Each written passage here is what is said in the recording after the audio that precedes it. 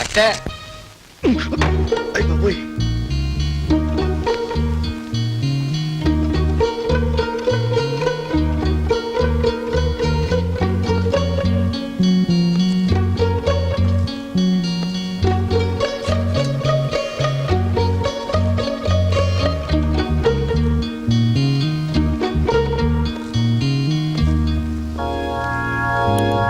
Sorry అండి, ఇది మా ఇల్లు అనుకున్నాను. ఏ కళ్ళు అంత బయటకమ్మాయా? లేకపోతే ఏమిటో ఈ అవతారం? ఇదేమైనా యుద్ధంగా అనుకున్నావా? చిట్టి తల్లి ఎక్కడుంది?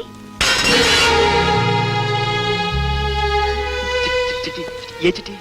అసలు ఎందుకు వచ్చింది? ఎక్కడుంది? జయా, మరి నేను నాకు అటు ఎప్పుడొచ్చింది? ఎక్కడుంది? జయా, మరేమో నాకు ఎక్కడుంది?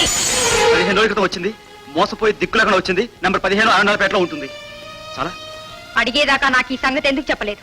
చెప్పే వరకు అడగవనే నమ్మకంతో. మీలో ఏ తప్పు లేకపోతే నాతో ముందే ఎందుకు చెప్పలేదు? తప్పు నాది కాదు, నీది.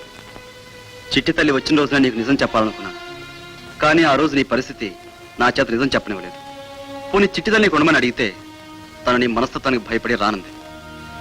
ఒక ఆడదానిగా తను కష్టంలో ఉంటే సాటి మనిషిగా సహాయం చేసినంతే. నీ సాక్షి చెప్తాను, ఇందులో నాకు మరో దురుద్దేశం లేదు.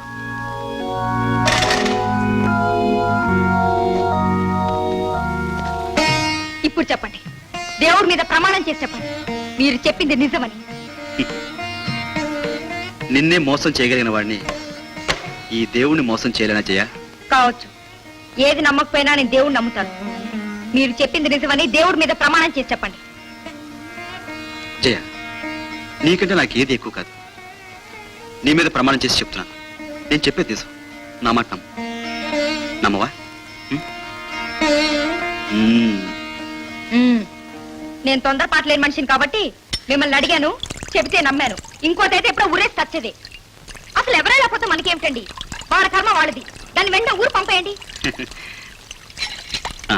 పాపం ఆ చిట్టి తల్లి ఏంటండి చిన్నది? దాన్ని ఊరు పంపించామని చెప్పానా? లేకపోతే ఊరేసి తస్తానంటే అంత ఆవేశం ఏంటి? ఆ అమ్మాయిని పంపించారు, అంతేగా? పంపించేస్తాను. ఒట్టు? ఈ ఒట్టు ఎవడు కనిపించాడు గాని వాడి మీద ఒట్టు.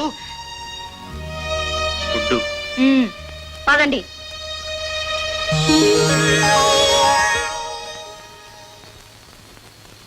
సార్ రమ్మన్నారట. సార్ నువ్వు పని చేయాలి. నేను ఆఫీస్ గారితో మాట్లాడతాను. నువ్వు సెలవు పెట్టి చిట్టితల్లిని తీసుకెళ్లి సిరిగారి పల్లె వాళ్ళ ఇంట్లో దింపేసి రావాలి. అలాగే సార్, నేను అదే మంచిదని చెప్పాలనుకుంటున్నా. నువ్వు వెళ్ళు.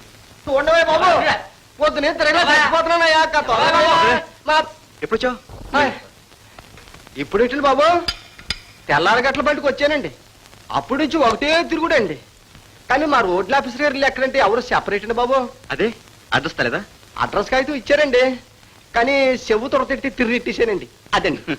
సరే, ఊళ్ళంతా బాగున్నారా? అంతా బాగానే ఉన్నారండి, కానీ ఒకటే ఎలక్షన్ ఆడబడండి.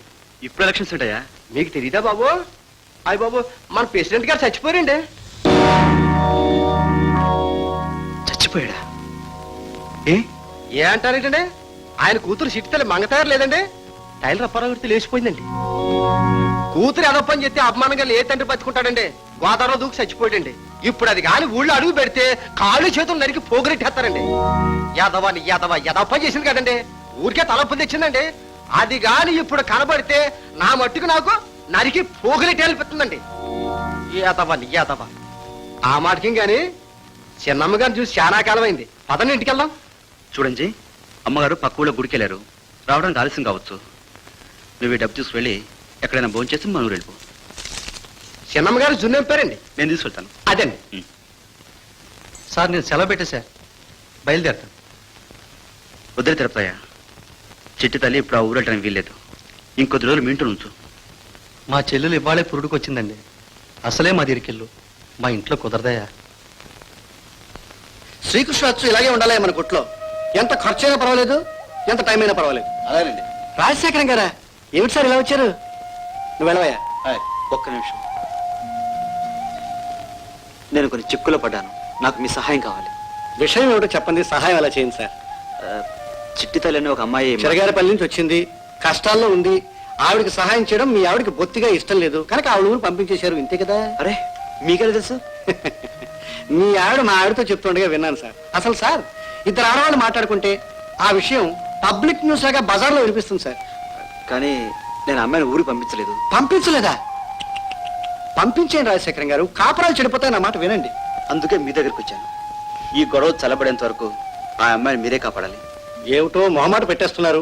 పుట్టినప్పటి నుంచి అబద్ధం ఎలా ఉంటుందో తెలియదు నన్ను. ప్లీజ్ నా గురించి కూడా మీరు కాస్త ఆలోచించాలని నాకు. చూడండి, ఈ ఊళ్ళో నాకు సహాయం చేసేవాడు ఇంకెవ్వరూ లేరు. అందుకే మీ దగ్గరికి వచ్చాను. ఓకే, పెద్ద మనిషి అడుగుతున్నారు, నేను కాదనలేను. కానీ ఒక మాట, నా నోటితో నేను అబద్ధం చెప్పను. మీ ఆవిడ అడిగితే నిజాన్ని దాచను. ఓకే. చూడండి, ఈ సుబ్బారావు మాట అంటే ఉక్కు మనిషి అండి. ఇక నుంచి మీ గుట్టు కాపాడే బాధ్యత నాది, మీ కాపురాన్ని నిలబెట్టుకునే బాధ్యత మీది. అలాగే. మీ ఆవిడ చెప్పేయండి సార్, బల్ల గుద్ది చెప్పేయండి. చిట్టి తల్లి ఈ ఊళ్ళోనే కాదు, ఈ దేశంలో లేదని చెప్పేయండి, నేను చూసుకుంటాను. God bless you. Thank you sir. నిజంగానా? నిజంగానే. ఇంత కూడా అబద్ధం లేదనుకో. నేను ఆ అమ్మాయితో చెప్పేశాను, చూడమ్మా నిన్ను పంపించేస్తానని మా ఆవిడికి మాట ఇచ్చాను. ఇప్పటికే ఇటువంటి విషయాలన్నీ తన దగ్గర దాచి చాలా పొరపాటు చేశాను. ఇక తనకి ఇచ్చిన మాట నిలబెట్టుకోపోతే ఆ దేవుని కూడా నన్ను క్షమించుడని ఖచ్చితంగా చెప్పేశాను. జయ, నువ్వు వెన్నని చెప్పు. సత్యనారాయణ వెళ్ళంటుందే. వెళ్ళకుండా ఏం చేస్తుందట? నా ప్రాణం తీస్తుందట. నేను మెడబడిని తీసుకెళ్లి జీప్ లో కూర్చోబెట్టి నేనే స్వయంగా డ్రైవ్ చేసుకుని చిరగాడపల్లి వెళ్ళి అమ్మాయి. ఏమిటి? యా, మీరు దాంతో చిరగారపల్లి వెళ్ళారా? భలేదానివే, నేను అంత తిరిగి తక్కువ ఉన్నావు ఏంటి? నేను ఆ అమ్మాయితో ఆ ఊరు వెళ్ళానుకో, ఆ ఊరోళ్ళంతా ఏమనుకుంటారు? నేనే ఆ అమ్మాయిని ల్యాబ్ తీసుకెళ్ళిపోయాను అనుకోరు. అందుకు నేను ఏం చేశానంటే, నేను యువతలోటి నుండి ఆ అమ్మాయిని పడవెక్కి చేసి అవతలకి పంపించాను. పర్వాలేదులేండి, ఇంతైనా ఆలోచించారు. జయ, నువ్వు నా గురించి 24 గంటలు ఆలోచిస్తుంటావే, అలాంటిది నీ గురించి ఒక క్షణమైన ఆలోచించకపోతే నేను మనిషినా? అసలు భర్త భార్య ఎలా ఉండాలంటే భార్య భర్తలా కలిసిమెలిసి ఉండాలి. భోజనానికి రండి. సార్, ఏం తిరుపతి ఇలా వచ్చావేంటి?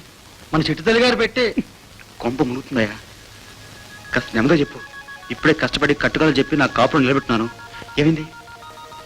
మన చిట్టి తల్లి గారు పెట్టి మరి మా ఇంట్లో ఉండిపోయింది కదండి, మరి ఆవిడకి బట్టలు ఇబ్బంది రాదండి. చంపేశావే. సరే, ఓ పని చేయి, పెట్టి తీసుకెళ్లి జీప్లో పెట్టి నువ్వు ఇంటికి వెళ్ళిపో. ఆ తర్వాత నేను వెళ్ళి ఇచ్చి వస్తాను. అలాగే సార్. వెళ్ళు.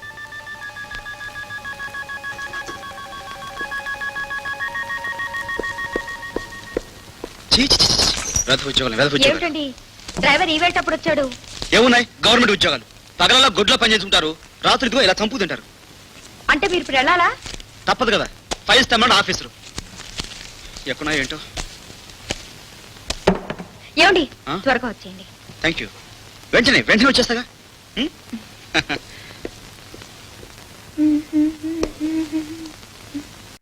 ఏమండోయ్, అప్పుడే నిద్రపోయారేంటండి? ఏమండోయ్, ఏమండోయ్, ఏమండోయ్. పగలంతా టైప్ చేసి అలసిపోయింది కదా, అందుకని గ్లాక్ సోటీ తీసుకుని హాయిగా నిద్రపోయింది. కూర్చో. ఏమండి, మిమ్మల్ని చూస్తే జాలేస్తుందండి. అన్ని కష్టాలు మీకే. మీ గెట్ హౌస్ చాలా బాగుందండి. ఒక్కొక్కది మా ఊరంత ఉందండి. అక్కడ అందరూ నన్ను ప్రశ్నలు అడిగేవాళ్ళండి. నేను అక్కడ ఉండలేకపోయానండి బాబు. నీకేం పర్వాలేదు పాప, నేనున్నాగా. అప్పారావు ఎప్పుడు వస్తాడు? నా కష్టాలు ఎప్పుడు తీరుస్తాడు? చూడమ్మా, అప్పారావు ఎక్కడున్నా సరే వెతికి పట్టుకుని మొహం వాచా చీవాట్లు పెట్టి గడ్డి పెట్టి మరీ తీసుకొస్తాను. ఎలా ఉంటాడు చెప్పమ్మా? చెప్పాలి మరి, సిగ్గుపడకుండా చెప్పాలి. ఆ?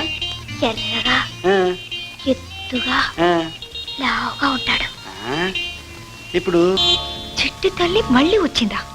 అసలు వెళితే కదమ్మా రావడానికి. వెళ్ళలేదా? మరి ఆయన పంపించేశానని చెప్పారు. భార్యను నమ్మించాలంటే, నమ్మించి మోసం చేయాలంటే నేను అలాగే చెప్పాలి, ఎవరైనా అలాగే చెప్పాలి. పెళ్ళాం కళ్ళు కప్పకపోతే మొగుడు రంకు సాగదమ్మా. సుబ్బారావు గారు, జరిగింది చూసింది నిజంలా చెప్పండి. చిట్టి తల్లిని ఊరు పంపించామన్నావు కదూ? అవును. పంపించేశానని చెప్పాడు కదూ? అవును. కానీ పంపించలేదని నీకు తెలియదు కదూ?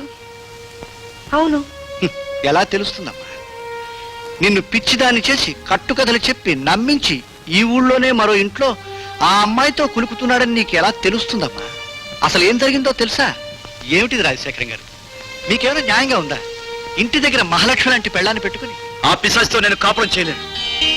తాళి కట్టిన నేరానికి దాంతో ప్రేమ నటిస్తున్నాను, సమాజం కోసం కాపురం చేస్తున్నాను. నా చిట్టి తల్లి నేను బతకలేను.